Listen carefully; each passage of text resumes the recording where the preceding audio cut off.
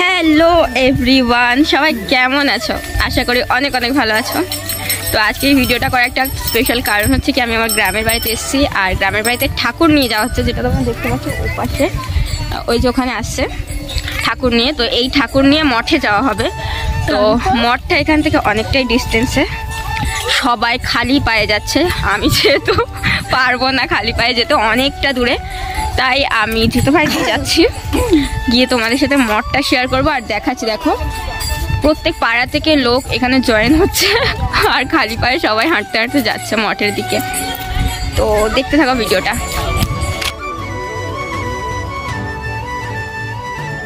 কমেন্টে বলে এটা কি ফুল, ঠিক আছে? বলো দেখি তোমরা কে কে বলতে পারো, কমেন্টে বলো।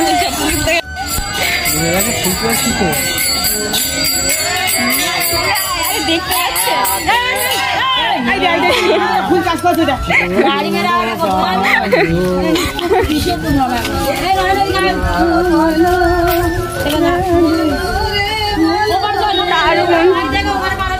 তো দেখো, আমার বোন আমার জন্য ফুল তুলে এনেছে লোকের কাছ থেকে বকা খেয়ে।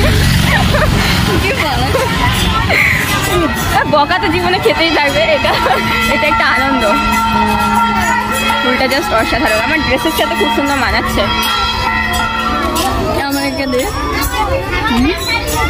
কেন থাক না, আরে এই সাইডে দেয়, এইখানে এরকম ভাবে। কোথায় দিচ্ছিস তুই? ঠিক আছে, ডাঁটাটা এইদিকে দেয় না রে। আমি বুঝি, আমি বুঝি।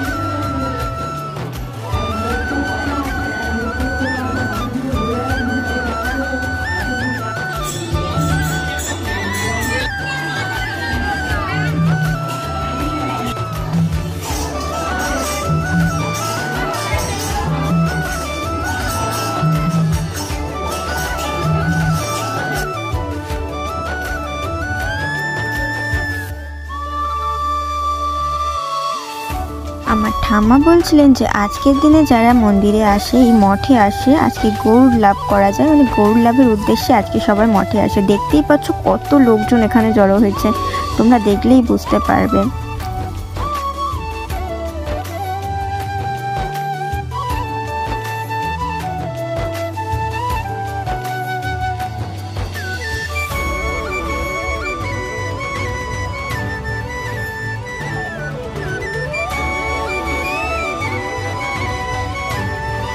এত ভোগ রান্না হয়েছে, তোমরা দেখতে পাচ্ছ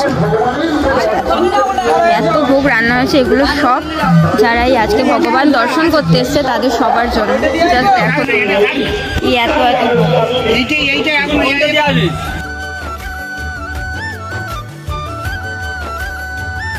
দেখো কত কত লোক এখানে ভোগ খাচ্ছে।